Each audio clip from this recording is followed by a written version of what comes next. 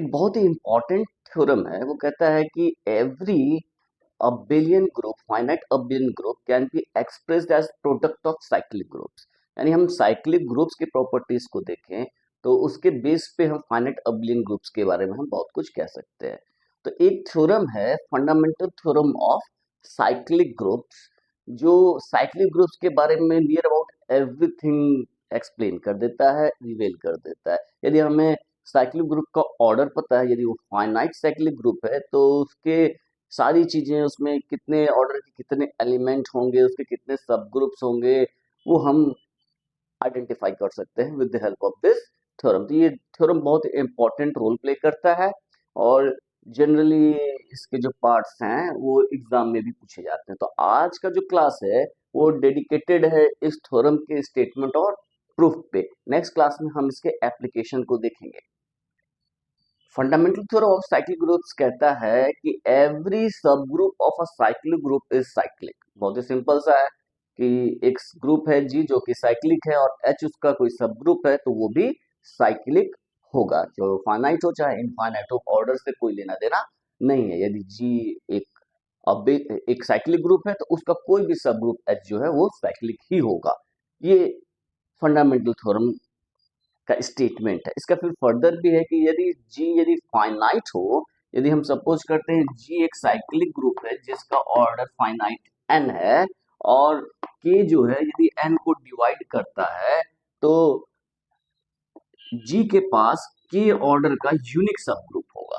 के ऑर्डर का यूनिक सब ग्रुप होगा। यदि जी को हम सपोज करते हैं कि G is generated by A, तो हम जानते हैं कि साइकिल ग्रुप में जनरेटर का ऑर्डर और ग्रुप का ऑर्डर सेम है, यानी कि A raise to the power N is equal to E. मतलब एक ऑर्डर क्या हो जाएगा, एक ऑर्डर भी एन हो जाएगा।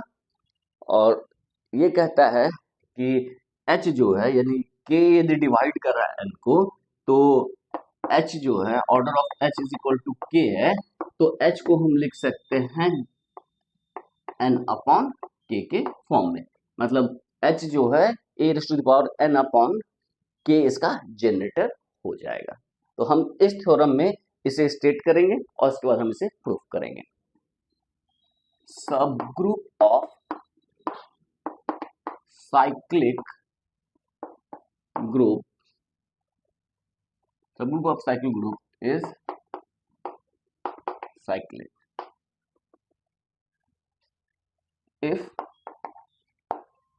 if G be a cyclic group of order n and K is a divisor of n, then G has a unique subgroup H of order K with a generator of H as e raised to the power n upon K, that is H is equal to e raised to the power n upon K। ये statement है, बहुत ही simple सा statement है। Statement यही है कि सब group of cyclic group is cyclic और जी का यदि ऑर्डर एन है यानी जी यदि फाइनाइट सब ग्रुप है और के इसका कोई डिवाइजर है, तो जी का एक सब ग्रुप होगा, यूनिक सब ग्रुप होगा के ऑर्डर का। और यदि हम एच मान लेते हैं वो यूनिक सब ग्रुप को, तो एच को हम रिप्रेजेंट कर सकते हैं A raise to the power N upon K से। तो इसका इम्प्लीकेशन जो है हम बाद में देखेंगे, पहले हम इसके प्रूफ को देखते हैं। प्रूफ में सबसे पहले पहला पार्ट करेंगे, subgroup of cyclic group is cyclic. तो सब एज्यूम करते हैं, let G is equal to A be a cyclic group. G is equal to A एक साइक्लिक ग्रुप है, तो ए इसका जनरेटर हो गया।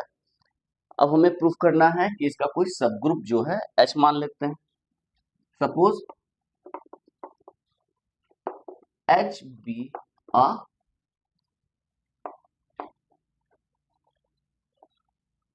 सब ग्रुप ऑफ जी। एच जो है जी का कोई सब ग्रुप है। तो हमें प्रूव करना है कि एच क्या है, साइक्लिक होगा। We need to prove that, we need to show that H is cyclic. H को साइक्लिक प्रूव करना है। तो अब कुछ खास देखते हैं। सबसे पहली बात कि एच के जो एलिमेंट्स हैं उसको हम ए के पावर में रिप्रेजेंट करेंगे, क्योंकि एच के एलिमेंट्स जी के ही एलिमेंट्स हैं। Each element of H, since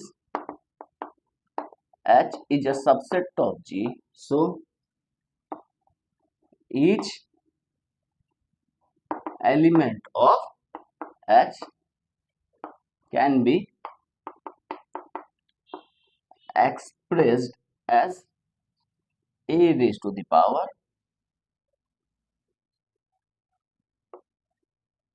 t for some integer t। किसी न किसी इंटीजर t के लिए इसके एलिमेंट्स को हम a raise to the power t के फॉर्म में लिख सकते हैं, क्योंकि g जो है वो साइक्लिक ग्रुप है। g का हर एक एलिमेंट को a के पावर में लिख सकते हैं, और a के पावर में लिख सकते हैं तो h जो इसका सबसेट है तो इसके भी एलिमेंट्स को ऑब्वियसली a के पावर में लिख सकते हैं। यहाँ पे नोट करने वाली बात है, it is to be noted that H contains positive power of A, that is a raised to the power t belongs to H for positive integer t। ऐसा क्यों? तो हम सपोज करते हैं कि as if t is less than 0 and a raised to the power t belongs to H implies a raised to the power t inverse belongs to H. This implies a raised to the power minus t belongs to H. This implies minus t greater than 0 such that a raised to the power minus t belongs to H। मतलब यदि t negative मानते हैं तो minus T तो positive हो जाएगा। तो इसका मतलब यही हो गया ना कि इसको हम लिख सकते हैं that is minus t greater than 0 such that a raise to power minus t belongs to H, यानी पॉजिटिव इंटीजर जरूर मिलेगा। यदि t पॉजिटिव है तो कुछ कहने की जरूरत ही नहीं है कि t ग्रेटर देन 0 है तो A raise to the power t belongs to H तो होगा ही होगा। तो ये एक सिंपल सी बात है कि H जो है positive power of A contain करेगा। तो अब हम जो क्लेम करने जा रहे हैं वो क्लेम करने जा रहे हैं कि H का जो है जनरेटर का फॉर्म क्या होगा, तो वो हम देखते हैं ना। If H is equal to E, then obviously H is cyclic। यदि H जो है ट्रिवियल ग्रुप हो जाए तो वो क्या हो जाएगा, साइक्लिक हो जाएगा। या फिर हम इसको ऐसे लिखें, if H is this or H is equal to G, then obviously H is cyclic. यदि E हो गया तो E तो ऑटोमेटिकली ये साइक्लिक ग्रुप है क्योंकि E से जनरेट हो रहा है। यदि H G के बराबर हो गया तो G तो साइक्लिक है ही, इसका मतलब H भी साइक्लिक हो गया। तो हम सपोज करते हैं, सो assuming H be a non-trivial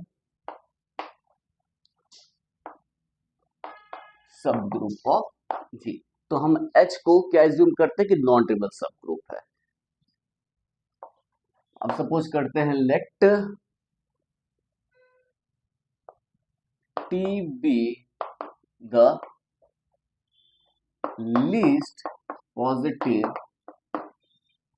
integer such that a raised to the power t belongs to h। तो अब हमने कहा है कि यहाँ पर हमने नोट किया था कि t जो है मतलब h जो है h के अंदर पॉजिटिव पावर ऑफ a रहेगा। तो a का पॉजिटिव पावर यदि h में है तो a का पावर कुछ भी हो, a का पावर 2 हो सकता है, a का पावर 3, a का पावर 7, ऐसे करके कुछ भी है। तो पॉजिटिव पावर्स कुछ ना हो, नेगेटिव पावर भी हो सकते हैं, a रेज़ टू पावर -2 भी हो सकता है, a रेज़ टू पावर -3 भी होगा एंड सो ऑन। तो मैं कह रहा हूँ कि ये जो h है इसमें जो सबसे छोटा पॉजिटिव इंटीजर है उसको हम t मान लेते हैं। तो t be the least positive integer such that a raised to the power t belongs to h। तो सबसे छोटा t such that a raised to the power t belongs to h, हमने उस a raised to the power t को consider किया है such that a raised to the power t belongs to h। Claim कर रहे हैं, claim is equal to a raised to the power t। हम ये क्लेम कर रहे हैं कि h जो है a raised to the power t से जनरेट हो जा रहा है, मतलब h साइक्लिक हो गया, यानी यदि a raised to the power t से जनरेट हो रहा है मतलब h क्या हो गया, साइक्लिक हो गया। तो हमें ये प्रूफ करना है। अब हम इस क्लेम को प्रूफ करने जा रहे हैं कि हमने क्लेम किया है h is equal to this. तो ये एक सेट है, ये भी एक सेट है। ये सेट किससे जनरेट हो रहा है, a raise to the power t से जनरेट हो रहा है, और h भी एक सब ग्रुप है g का। तो हमें शो करना है h is equal to a raise to the power t, और दोनों में कनेक्शन क्या है कि a raise to the power t h में बिलोंग कर रहा है। तो दो सेट को हम इक्वल कब दिखाते हैं, a is equal to b हम शो करना होता तो हम क्या शो करते हैं, a is a subset of b and b is a subset of a। यदि ये दोनों ट्रू होगा तो ये a is equal to b हो जाएगा। तो इसे ही हम करने जा रहे हैं। सपोज हम जानते हैं since a raise to the power t belongs to h and h is closed, so every integer power of a raised to the power t be an element of h, that is a raised to the power t is a subset of h। हमने देखा कि a raise to the power t belong कर रहा है h में, और h सब group है तो a raise to the power minus t भी h में बिलोंग करेगा, और a raise to the power t belong कर रहा है तो a raise to the power t, a raise to the power t ये भी h में बिलोंग करेगा, मतलब एवरी पॉजिटिव पावर में बिलोंग करेगा। अब a माइनस टी बिलोंग कर रहा है तो a माइनस टी ये भी h में बिलोंग करेगा, और a raise to the power t का पावर 0 जो है वो तो आइडेंटिटी होता है, और सब ग्रुप जो है आइडेंटिटी को कंटेन करता है, मतलब a raise to the power t का हर एक पॉजिटिव पावर h में बिलोंग करेगा। और ये हम जानते हैं a raise to the power t जो है ये सब ग्रुप, ये जो सब ग्रुप है generated by raise to the, इसको हम लिख सकते हैं a raise to the power t raise to the power q such that q belongs to z। तो ये हमने कहा कि ये जो है h में बिलोंग कर रहा है, मतलब इसका हर एक एलिमेंट h में बिलोंग कर रहा है, मतलब ये इसका सबसेट हो गया। तो हम एक लाइन में ही इस चीज को लिख सकते हैं, ये सेपरेट लिखने की जरूरत नहीं है। हम लिख सकते हैं since a raise to the power t belongs to h and h is closed, so every integer power, every positive negative as well as zero power of a raised to the power t be an element of h, that is a raised to the power t is a subset of h। अब हमें क्या show करना है कि इन दोनों equal होने के लिए कि h का आर्बिट्री एलिमेंट इसमें बिलोंग करेंगे तो h इसका सबसेट हो जाएगा, तो दोनों फिर इक्वल हो जाएगा। इसको हम मान लेते हैं 1। Let b be an arbitrary element of h। b जो है एक arbitrary एलिमेंट है h का। This implies there exists, suppose M belongs to Z such that, तो एक ऐसा M मिलेगा such that a raised to the power M is equal to B। B H का एलिमेंट है तो B नेचुरल है, वो G का भी एलिमेंट है, क्योंकि h is subset of g, और g का जनरेटर क्या है, a है, तो b को हम a के पावर में रिप्रेजेंट कर सकते हैं। तो elements of h implies there exists m belongs to z such that a raised to power m belongs to b, a raised to power m is equal to b. Now by division lemma या division algorithm कह सकते हैं, by division algorithm क्या होगा हमारे पास,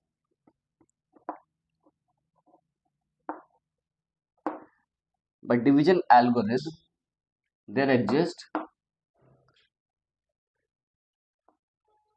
integer q and r by division algorithm there exist integer q and r such that हमने क्या किया, हमारे पास m एक इंटीजर है और t भी एक इंटीजर, t क्या है, पॉजिटिव है, हमारे पास अवेलेबल है। तो हम जानते हैं कि डिवीजन एल्गोरिथम में n कोई एलिमेंट है, इंटीजर है, और m कोई पॉजिटिव इंटीजर है, तो n को हम m से डिवाइड करेंगे, तो n is equal to m q plus r के रूप में लिख सकते हैं, जहां r जो है वो 0 से बराबर या बड़ा होगा लेकिन m से छोटा होगा। इसे हम डिवीजन एल्गोरिथम बोलते हैं, डिवीजन लेमा भी बोलते हैं। तो हम इस पे आते हैं, there exist integer q and r such that m is equal to tq plus r where r is greater than equal to 0 and less than t, t से छोटा होगा लेकिन 0 के बराबर हो सकता है या 0 से बड़ा होगा।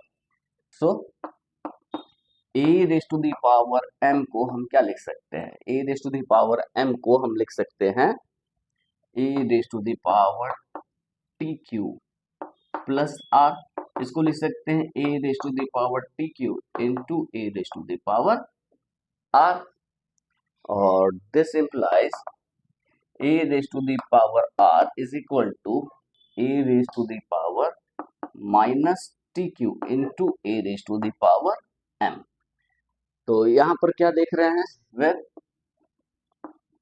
a raise to the power minus tq is equal to, इसको हम लिख सकते हैं a raise to the power t raise to the power minus q which belongs to h, क्यों, क्योंकि a raise to the power t h में belong कर रहा है, तो एक यही हमने प्रूफ किया यूजिंग वन को यूज कर लेते हैं कि a raise to power t का कोई भी इंटीजर पावर जो है वो h में बिलोंग कर रहा है, तो ये भी h में बिलोंग करेगा, and b is equal to a raised to the power m belongs to h. So by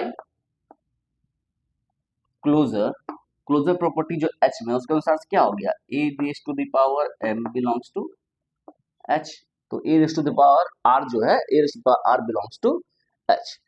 तो हमने क्या दिखा दिया कि a raised to the power r जो है वो h में बिलोंग करा। अब यहाँ पर देखते हैं कि ये जो r है, r क्या है, वो greater than equal to 0 less than t, तो हमने एज्यूम किया है कि t be the least positive integer such that a raise to the power t belongs to h। हमने एज्यूम किया है since t is the least positive integer such that, तो ये जो है इस क्वांटिटी को हम 2 मान लेते हैं, सच दैट r के ऊपर कंडीशन है कि r greater than equal to and less than t, since t is the least positive integer such that a raised to the power t belongs to h, so from 2 the only possible value of r is 0। तो r का जो only possible value हो क्या होगा, 0 होगा। तो t r जो है वो t से छोटा हो नहीं सकता, और पॉजिटिव 1 से लेके t से छोटा की बात हो रही है, तो r को 0 ही होना पड़ेगा। तो r की जो वैल्यू होगी वो 0 होगी। उससे क्या रिजल्ट निकला वो देखते हैं। थस हमारे पास क्या आया, m is equal to t q. m जो है वो क्या हो गया, टी क्यू हो गया, implies a raised to the power m is equal to a raised to the power tq is equal to a raised to the power t raised to the power q, which belongs to a raised to the power t, क्योंकि positive integer power of a raised to the power t है, तो इसका मतलब क्या हो गया, यही b है, इसे ही हमने b माना है। thus implies h is a subset of a raised to the power t। तो हमने शो कर दिया कि h का आर्बिट्री एलिमेंट जो b लिया था वो a raise to the power t से जो सब ग्रुप जनरेट हो रहा है उसके अंदर बिलोंग कर रहा है। मतलब h is a subset of a raise to the power t, subgroup generate by a raise to the power t। तो फ्रॉम फर्स्ट एंड थर्ड हमारा क्या रिजल्ट निकला, from first and third h is equal to a raise to the power t। तो हमने prove कर दिया कि h क्या है, साइक्लिक है, और उसका जनरेटर क्या है, a raise to the power t, जहां पर t is the least positive integer such that a raise to the power t belongs to h। तो हमने पहला पार्ट कर दिया, every subgroup of a cyclic group is cyclic. अब हम इसके सेकंड पार्ट पे आते हैं।